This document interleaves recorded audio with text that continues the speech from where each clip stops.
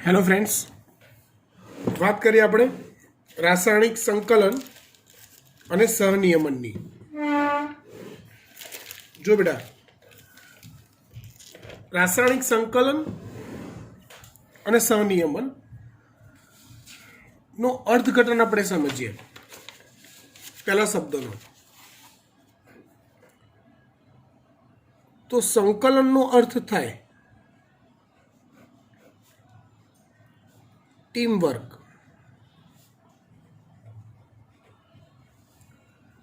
અને સહનિયમન એટલે એક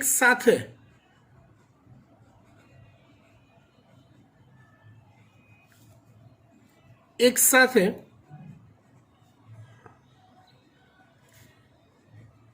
ઘણા બધા કાર્યો પર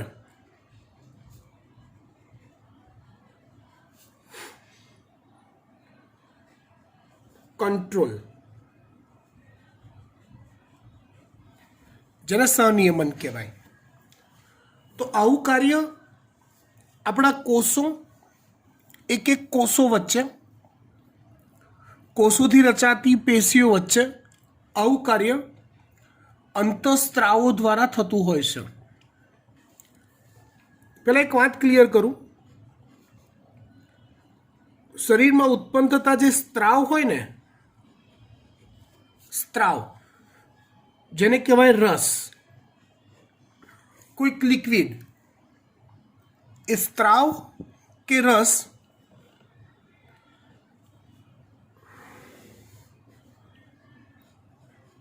એ બે પ્રકારના હોય।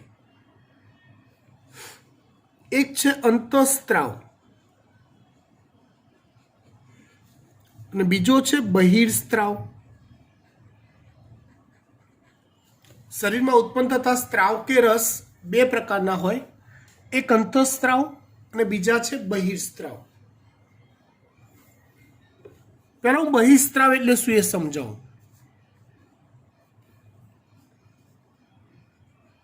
કોઈ ગ્રંથિમાંથી રસ ઉત્પન્ન થાય, આ રસ જે જગ્યાએ પોતાનું કામ કરવાનું હોય, એટલે કે કાર્યકરી અંગ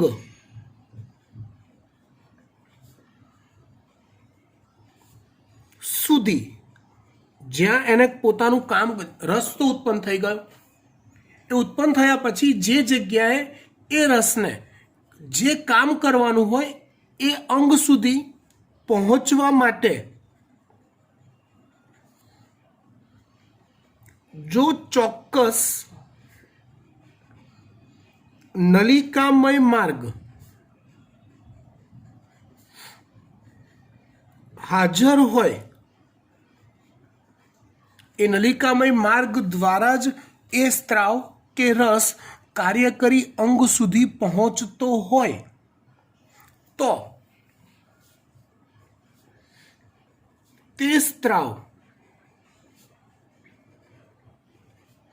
બહિર્સ્ત્રાવ કહેવાય અને તે ઉત્પન્ન કરતી ગ્રંથિ બહિર્સ્ત્રાવી ગ્રંથિ કહેવાય। તમે પાચનનું ચેપ્ટર ભણી ગયા છો। પાચનમાં યાદ કરો, યકૃત જે છે ને, યકૃત એ પિત્તરસ ઉત્પન્ન કરે। એ પિત્તરસ યકૃત નલિકાઓ દ્વારા પક્વાશયમાં ઠલવાય। તો યકૃત એ પિત્તરસનો સ્ત્રાવ કરે છે, માટે યકૃત એક ગ્રંથિ કહેવાય, એક ગ્રંથિ કહેવાય। પણ યકૃત દ્વારા ઉત્પન્ન થયેલો રસ, પિત્તરસ, જેનું વહન યકૃત નલિકાઓ દ્વારા પક્વાશય સુધી થાય, એક ચોક્કસ નલિકામય માર્ગ દ્વારા એ રસ વહન પામે, માટે યકૃતને બહિર્સ્ત્રાવી ગ્રંથિ કહેવાય। એવી રીતે અંતઃસ્ત્રાવમાં શું હોય? તો કે કોઈક ગ્રંથિમાંથી રસ ઉત્પન્ન થાય,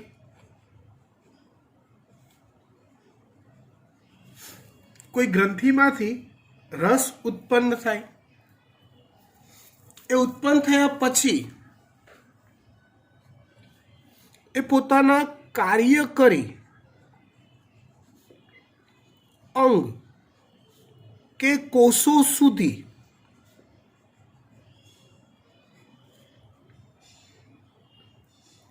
કોઈ ચોક્કસ નલિકામય માર્ગ દ્વારા વહન ન પામે, એ ફક્ત ને ફક્ત રુધિર દ્વારા વહન પામે,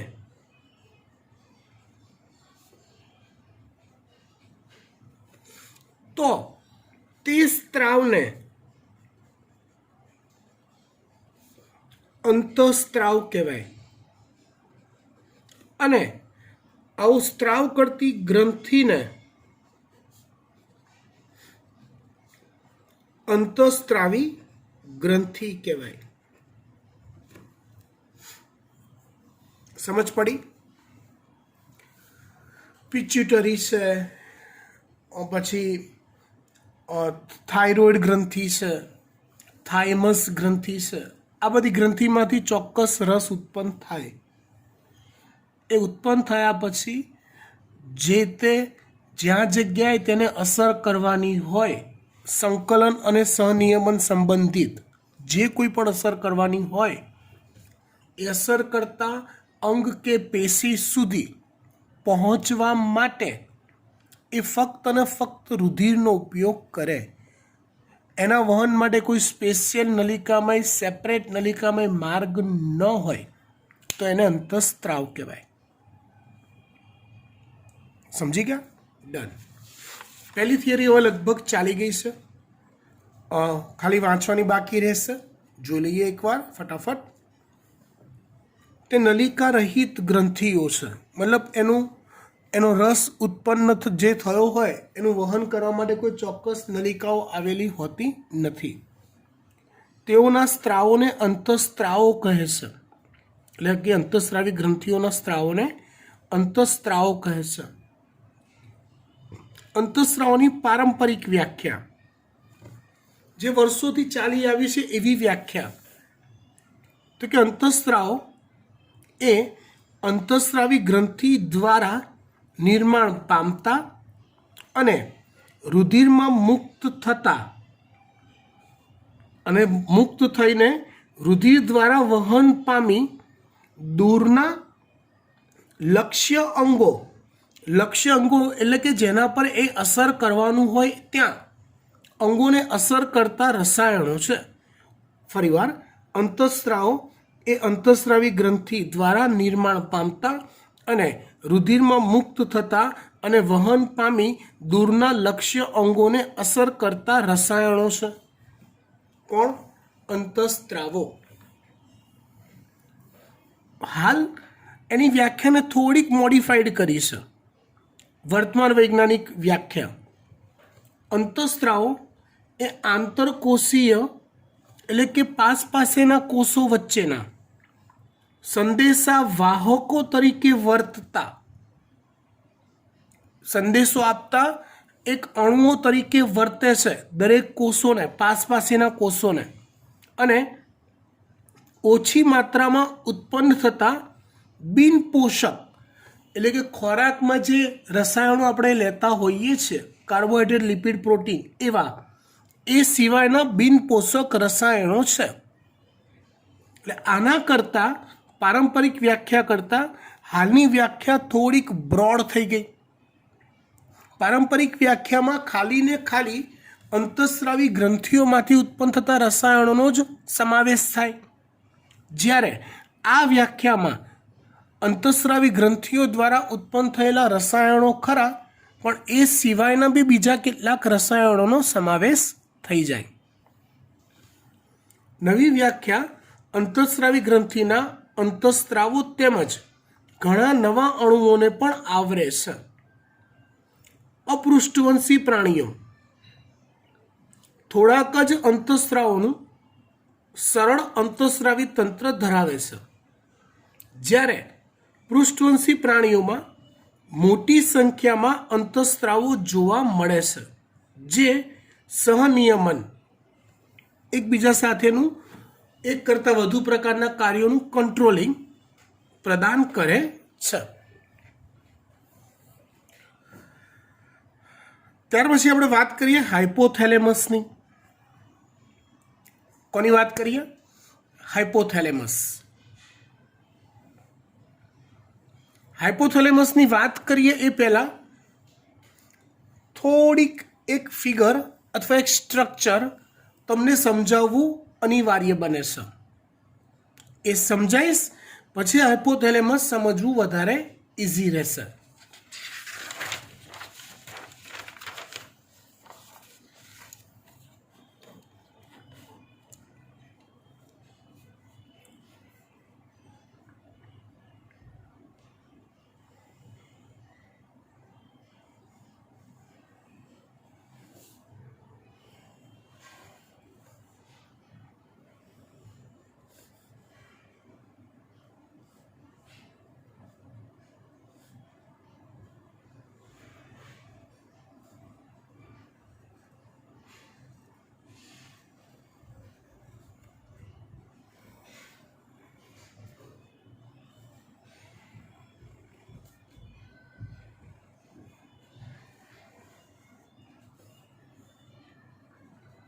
કોઈ બાબલો દોરે એવું ના વિચારતા હો. હા, જો ધારો કે આ ભાગ જે છે ને, આ એ હાઇપોથેલેમસ છે. કયો ભાગ છે આ? હાઇપોથેલેમસ. નીચેનો આ ભાગ જે દોર્યો ને બેટા, એ છે પિચ્યુટરી ગ્રંથિ. શું છે એ ભાગનું નામ? પિચ્યુટરી ગ્રંથિ. અહીંયા આકૃતિમાં પિચ્યુટરી ગ્રંથિને બે ભાગ દેખાય છે, જુઓ, 1 અને 2. એમાં આ જે ભાગ છે ને આગળનો, આ ભાગ, એને કહેવાય છે એડિનો હાઇપોફાઇસિસ. આ જે ભાગ છે આગળનો, એને કહેવાય છે એડિનો હાઇપોફાઇસિસ.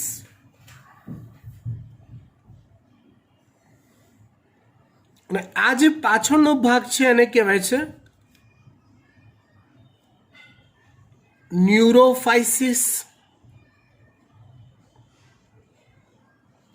એડિનો ન્યુરોફાઇસિસ પણ કહેવાય.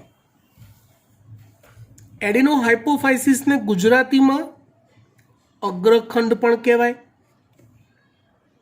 પિચ્યુટરી ગ્રંથિનો અગ્રખંડ એમ, અને ન્યુરોફાઇસિસને પિચ્યુટરી ગ્રંથિનો પશ્ચખંડ પણ કહેવાય. ફરીવાર હું શું સમજાવવા માંગુ છું? આ જે ભાગ છે એ છે હાઇપોથેલેમસ. એની નીચેના ભાગમાં છે પિચ્યુટરી ગ્રંથિ. પિચ્યુટરી ગ્રંથિના મેં બે ભાગ કીધા, એક અગ્રખંડ અને બીજો છે પશ્ચખંડ. અગ્રખંડને મેં બીજું નામ આપ્યું એડિનો હાઇપોફાઇસિસ. પશ્ચખંડને મેં બીજું નામ આપ્યું ન્યુરો હાઇપોફાઇસિસ. હવે હાઇપોથેલેમસ અને આ પિચ્યુટરી ગ્રંથિ બંને ભાગ આવી ગયા. પિચ્યુટરી ગ્રંથિ એ બંને ભાગોને જોડતો અહીંયા વચ્ચે એક દંડ આવેલો છે. જોડતો અહીંયા વચ્ચે એક દંડ આવેલો છે. એ દંડને આંતર મસ્તિષ્ક નિવાપ કહેવાય છે. એ દંડને શું કહેવાય છે? આંતર મસ્તિષ્ક નિવાપ.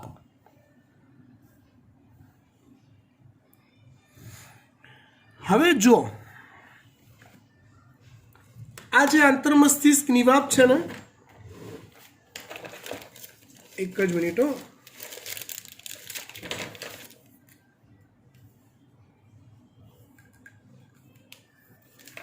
આ જે આંતરમસ્તિષ્ક નિવાપ છે ને એમાં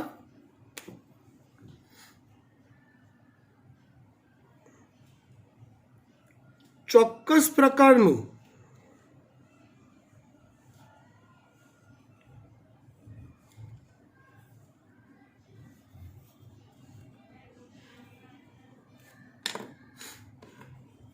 રુધિર કેશિકાઓનું જાળું આવેલું હોય છે.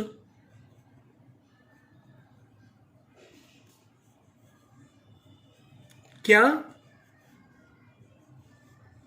ક્યાં તો કે આંતરમસ્તિષ્ક નિવાપમાં શું આવેલું હોય?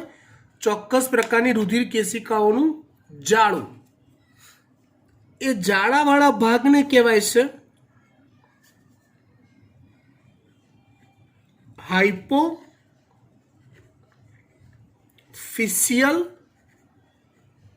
નિવાહિકા. એ રુધિર કેશિકાઓનું જાળું જ્યાં છે એ ભાગને કહેવાય છે હાઇપોફિશિયલ નિવાહિકા. ફરીવાર મેં કેટલું શીખવાડ્યું તમને?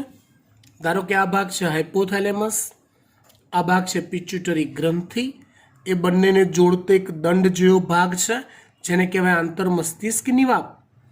પિટ્યુટરી ગ્રંથિના બે ભાગ છે, એક છે અગ્રખંડ અને બીજો છે પશ્વખંડ, અથવા એડિનો હાઇપોફાઇસિસ, બીજો છે ન્યુરોફાઇસિસ. ઓકે, હવે જો આ જે હાઇપોથેલેમસ છે ને, હાઇપોથેલેમસ એક વિશિષ્ટ પ્રકારના કોષોનો બનેલો છે. કેવા કોષો? તો હાઇપોથેલેમસના જે કોષો છે ને એને ચેતાસ્ત્રાવી કોષો કહેવાય છે. કેવા કોષો કહેવાય છે? ચેતાસ્ત્રાવી કોષો. મતલબ એ ચેતાકોષો અને અંતઃસ્ત્રાવી કોષો એ બંનેનું કોમ્બિનેશન છે. એટલે ચેતાકોષોની જેમ સંવેદના પારખી પણ શકે છે અને અંતઃસ્ત્રાવી કોષોની જેમ ચેતાકોષોની જેમ સંવેદના પારખી પણ શકે અને અંતઃસ્ત્રાવી કોષોની જેમ અંતઃસ્ત્રાવનો સ્ત્રાવ પણ કરી શકે. સમજ્યા? બે કામ કરી શકે, સંવેદના પારખી શકે અને અંતઃસ્ત્રાવનો સ્ત્રાવ પણ કરી શકે. માટે આના કોષોને ચેતાસ્ત્રાવી કોષો કહેવાય છે. હવે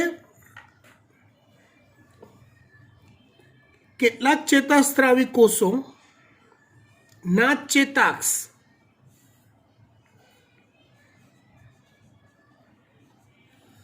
એ હાઇપોફિશિયલ નિવાહિકા સુધી સંકળાયેલા હોય, એટલે કે આ રુધિર કેશિકાના જાળા સુધી. અને એ જાળું પિટ્યુટરી ગ્રંથિના અગ્રખંડ એટલે કે એડિનો હાઇપોફાઇસિસ સુધી સંકળાયેલું હોય. જ્યારે કેટલાક ચેતાકોષોના ચેતાક્ષ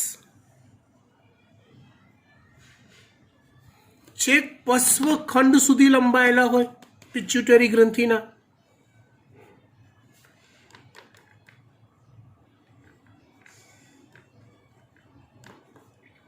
ક્યાં સુધી લંબાયેલા હોય?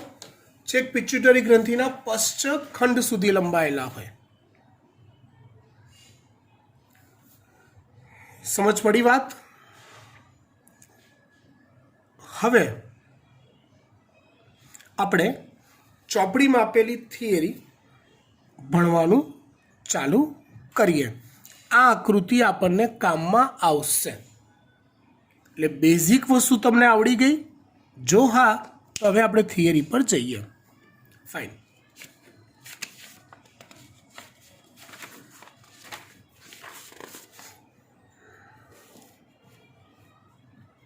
Late we start.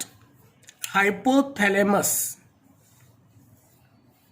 સ્થાન, હાઇપોથેલેમસ એનું સ્થાન અગ્ર મગજમાં આવેલા આંતર મસ્તિષ્કનું તળિયું છે.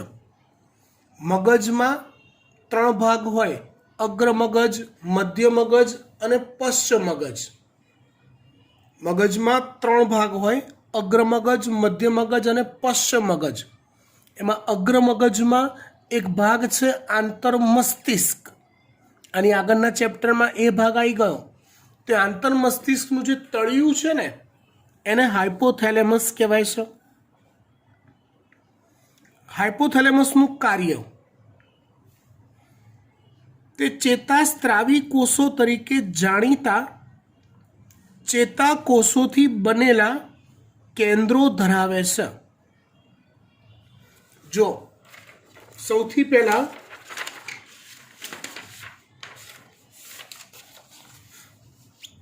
કેન્દ્ર એટલે શું?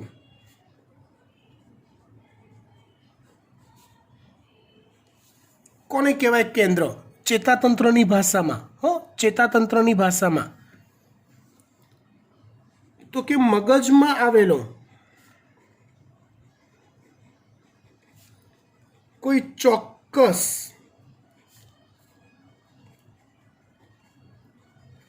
કોષોનો સમૂહ કે જે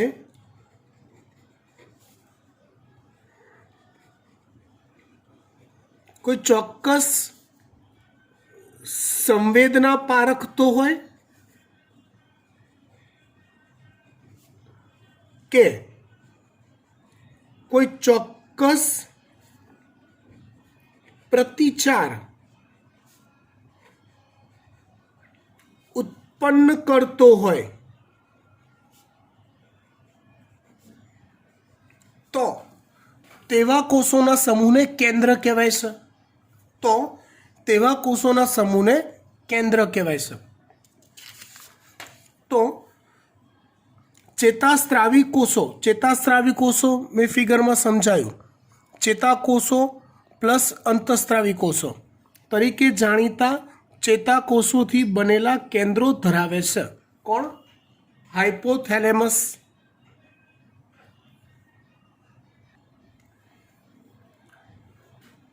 જે અંતઃસ્ત્રાવોનું નિર્માણ કરે છે.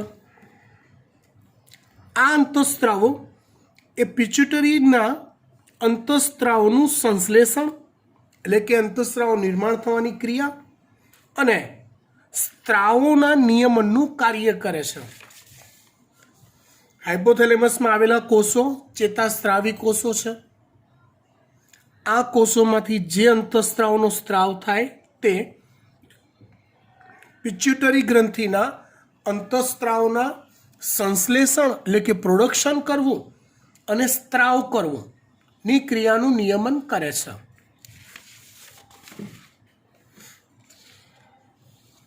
જો હાઇપોથેલેમસ દ્વારા ઉત્પન્ન થતા અંતઃસ્ત્રાવ 2 પ્રકારના હોય છે. હાઇપોથેલેમસ દ્વારા ઉત્પન્ન થતા અંતઃસ્ત્રાવો 2 પ્રકારના હોય છે. એક RH એટલે કે રિલીઝિંગ હોર્મોન, રિલીઝ કરવું ને પિક્ચર રિલીઝ થયું એવું કહીએ ને, તો રિલીઝ થવું એટલે મુક્ત થવું. એટલે રિલીઝિંગ હોર્મોન મતલબ કોઈ ચોક્કસ અંતઃસ્ત્રાવના સ્ત્રાવને મુક્ત કરતો અથવા સ્ત્રાવને પ્રેરતો અંતઃસ્ત્રાવ જેને કહેવાય રિલીઝિંગ હોર્મોન, જે પિટ્યુટરીના અંતઃસ્ત્રાવને ઉત્તેજે છે સ્ત્રાવ થવા માટે. બીજું છે IRH અવરોધક અંતઃસ્ત્રાવો, જેનું આખું નામ થાય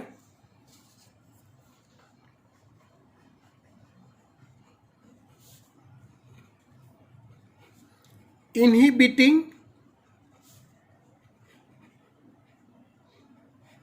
રિલીઝિંગ હોર્મોન. ઇન્હિબિટિંગનો અર્થ થાય અવરોધક એટલે રિલીઝ પ્રક્રિયાને અવરોધતા હોર્મોન. એટલે બીજા કેટલાક અંતઃસ્ત્રાવો એવા હોય કે જે પિચ્યુટરીને ચોક્કસ પ્રકારના અંતઃસ્ત્રાવનો સ્ત્રાવ કરતા રોકતો હોય. મતલબ હાઇપોથેલેમસના અંતઃસ્ત્રાવો બે પ્રકારના, એક કે જે કેટલાક પિચ્યુટરીને કોઈ ચોક્કસ અંતઃસ્ત્રાવનો સ્ત્રાવ કરવા પ્રેરે, અને બીજા કેટલાક પિચ્યુટરીમાંથી થતા અંતઃસ્ત્રાવના સ્ત્રાવને અટકાવે. જે પિચ્યુટરીમાંથી અંતઃસ્ત્રાવનો સ્ત્રાવ થતા પ્રેરતા હોય એને કહેવાય છે રિલીઝિંગ હોર્મોન, અને બીજા જે પિચ્યુટરીમાંથી અંતઃસ્ત્રાવનો સ્ત્રાવ થતો રોકતા હોય એને કહેવાય છે અવરોધક અંતઃસ્ત્રાવ.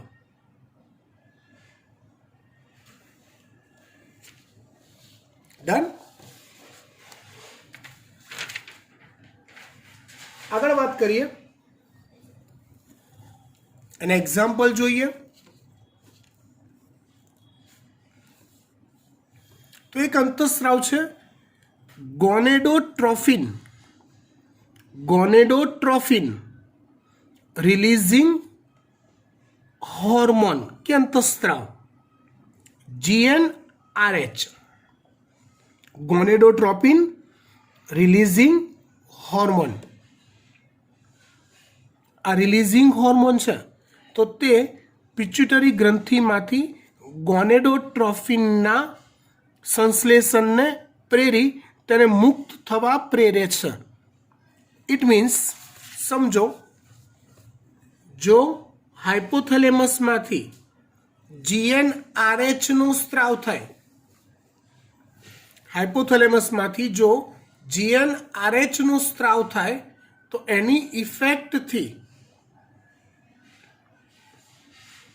પિચ્યુટરી ગ્રંથિમાંથી ગોનેડોટ્રોફિનનો સ્ત્રાવ થાય. અથવા હું એવો સવાલ પૂછું, પિચ્યુટરી ગ્રંથિમાંથી ગોનેડોટ્રોફિનનો સ્ત્રાવ ક્યારે થાય એ કોણ નક્કી કરે? તો જવાબ એવો આવે કે હાઇપોથેલેમસમાંથી જ્યારે GnRHનો સ્ત્રાવ થશે ત્યારે એનાથી પિચ્યુટરી ઉત્તેજિત થઈ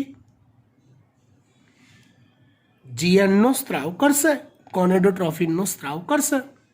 ડન. ઓકે. હવે સમજો આગળ.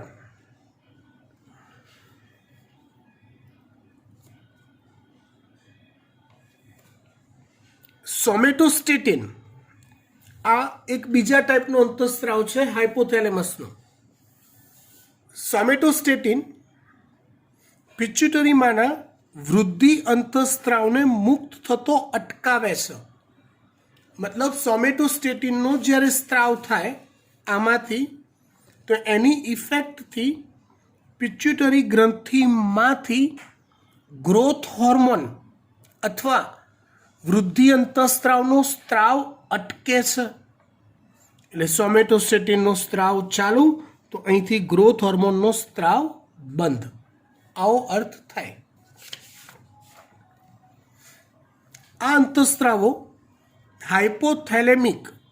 હાઇપોથેલેમસના છે કોષો માટે હાઇપોથેલેમિક કહેવાય. આ અંતઃસ્ત્રાવો હાઇપોથેલેમિક ચેતાકોષોમાં સર્જાય છે. હાઇપોથેલેમિક ચેતાકોષોમાં સર્જાય છે અને ચેતાક્ષમાંથી પસાર થઈ ચેતાના અંતિમ છેડે મુક્ત થાય છે. ચેતાક્ષમાંથી પસાર થઈ ચેતાના અંતિમ છેડે, ફરીવાર ચેતાક્ષમાંથી પસાર થઈ ચેતાના અંતિમ છેડે મુક્ત થાય છે. આ અંતઃસ્ત્રાવો નિવાહિકા પરિવહન તંત્ર દ્વારા પિચ્યુટરી ગ્રંથિ સુધી પહોંચી અને અગ્ર પિચ્યુટરીના કાર્યોનું નિયમન કરે છે. આ અંતઃસ્ત્રાવો મેં અહીંયા શબ્દ આપ્યો છે હાઇપોફિશિયલ નિવાહિકા, મતલબ કે નિવાહિકા પરિવહન તંત્ર દ્વારા અગ્ર પિચ્યુટરી સુધી પહોંચી એના અંતઃસ્ત્રાવના સ્ત્રાવનું નિયમન કરે. પશ્ચ પિચ્યુટરી ગ્રંથિ હાઇપોથેલેમસના સીધા ચેતા નિયમન હેઠળ હોય છે. પશ્ચ પિચ્યુટરી ગ્રંથિ સાથે સીધું જ ચેતાક્ષ સીધું જ એની સાથે કનેક્ટ થાય છે. નિવાહિકા તંત્ર એમાં કનેક્ટ હોતું નથી. એના અંતઃસ્ત્રાવો સીધા ચેતાક્ષ દ્વારા પશ્ચ પિચ્યુટરી સુધી પહોંચે છે. ફાઇન. અહીંયા હાઇપોથેલેમસ ગ્રંથિની ચર્ચા આપણે પૂરી કરીએ છીએ. ત્યાર પછી વાત કરીએ આપણે પિચ્યુટરી ગ્રંથિની. કઈ ગ્રંથિ? પિચ્યુટરી ગ્રંથિ.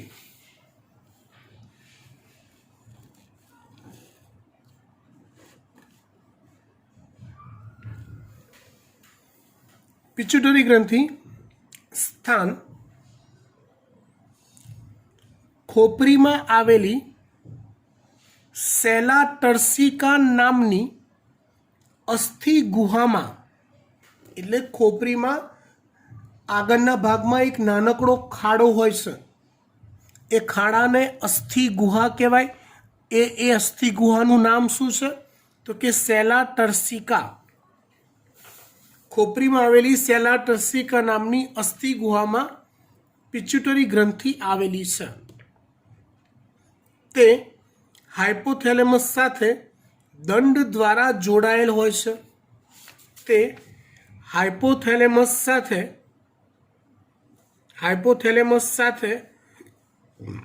દંડ દ્વારા જોડાયેલ હોય છે. એ દંડનું નામ શું આપ્યું આપણે? આંતરમસ્તિષ્ક નિવાપ.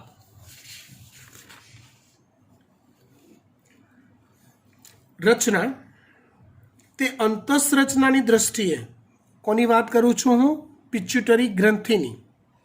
અંતઃરચનાની દ્રષ્ટિએ તે એડિનોહાઇપોફાઇસિસ અને ન્યુરોહાઇપોફાઇસિસમાં વિભાજિત હોય છે. જો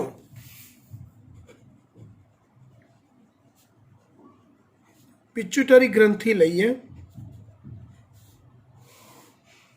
અંતઃરચનાની દ્રષ્ટિએ એના બે ભાગ પડે. એક કયો ભાગ કીધો? એડિનો હાઇપોફાઇસિસ, અને બીજો ભાગ છે ન્યુરો હાઇપોફાઇસિસ. જો તમને હાઇપોથેલેમસ આની આગળ જ એક થિયરી ચલાવી, એટલે જો નિવાહિકા તંત્ર અથવા હાઇપોફિશિયલ નિવાહિકા દ્વારા જે હાઇપોથેલેમસ સાથે કનેક્ટેડ હોય એને એડિનો હાઇપોફાઇસિસ કીધું. અને સીધું ચેતાક્ષ દ્વારા, હાઇપોથેલેમસની ચેતાક્ષ દ્વારા જે સીધું કનેક્ટેડ હોય એની સાથે એને ન્યુરો હાઇપોફાઇસિસ કીધું. એડિનો હાઇપોફાઇસિસ એટલે શું?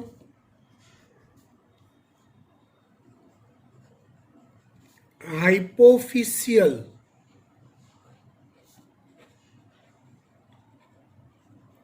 નિવાહિકા દ્વારા હાઇપોથેલેમસ સાથે કનેક્ટેડ હોય.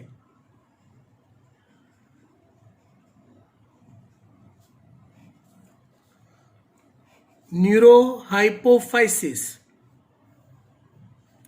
તો હાઇપોથેલેમસના ચેતાક્ષ દ્વારા હાઇપોથેલેમસ સાથે કનેક્ટેડ હોય તેને ન્યુરો હાઇપોફાઇસિસ કહેવાય. હવે એડિનો હાઇપોફાઇસિસમાં બે ભાગ હોય. એક અગ્રખંડ, બીજું છે મધ્યખંડ.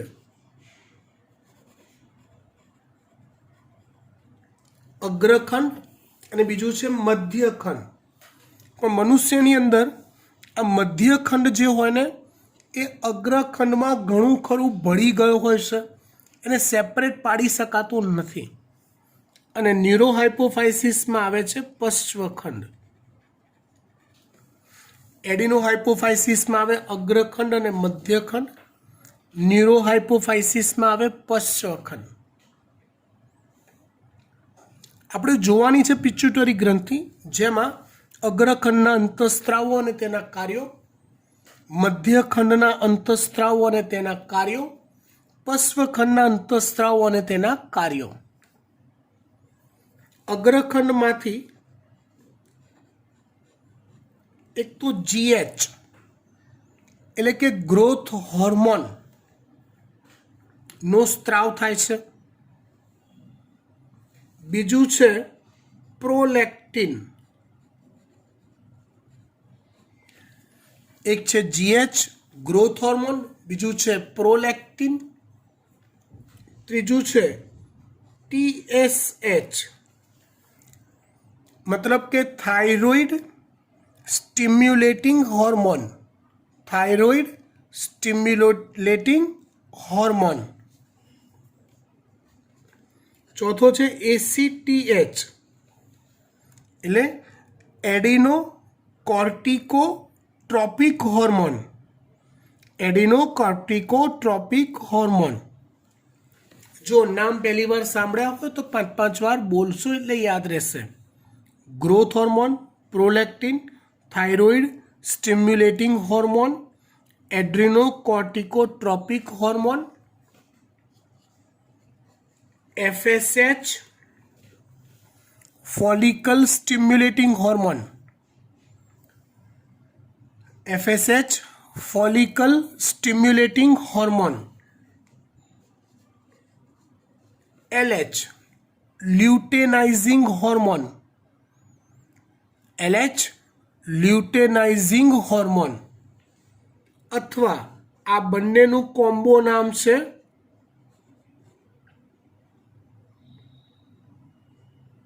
GTH gonadotropic hormone. Gonadotrophin hormone.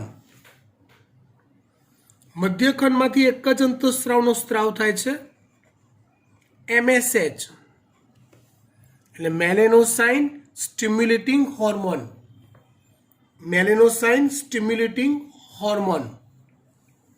અને પશ્ચખંડમાંથી બે અંતઃસ્ત્રાવનો સ્ત્રાવ થાય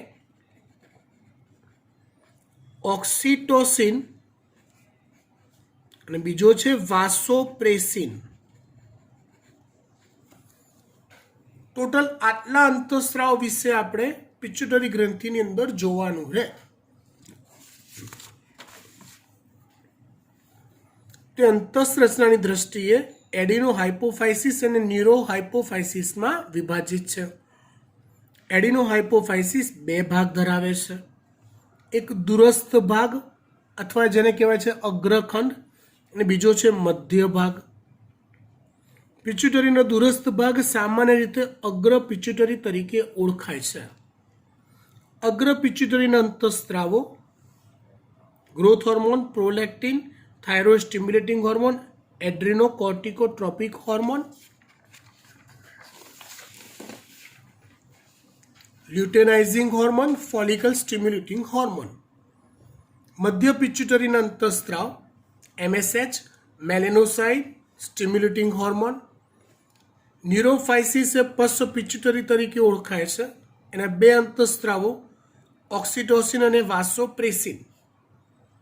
આ બંને અંતઃસ્ત્રાવો હાઇપોથેલેમસ દ્વારા સંશ્લેષણ પામે છે. આ નોટ કરવા જેવી વાત છે. એ બંને અંતઃસ્ત્રાવોનું વાસ્તવિકતામાં નિર્માણ ક્યાં થાય છે? હાઇપોથેલેમસમાં જ. અને તેનું ચેતાક્ષ દ્વારા ન્યુરોહાઇપોફાઇસિસ તરફ વહન થાય છે. હકીકતમાં આ બંને અંતઃસ્ત્રાવો સાચુકલીમાં ઉત્પન્ન કોણ કરે છે? હાઇપોથેલેમસ કરે છે. બરાબર. આ દરેક અંતઃસ્ત્રાવોના કાર્યો આપણે નેક્સ્ટ લેક્ચરમાં જોઈશું. બાય.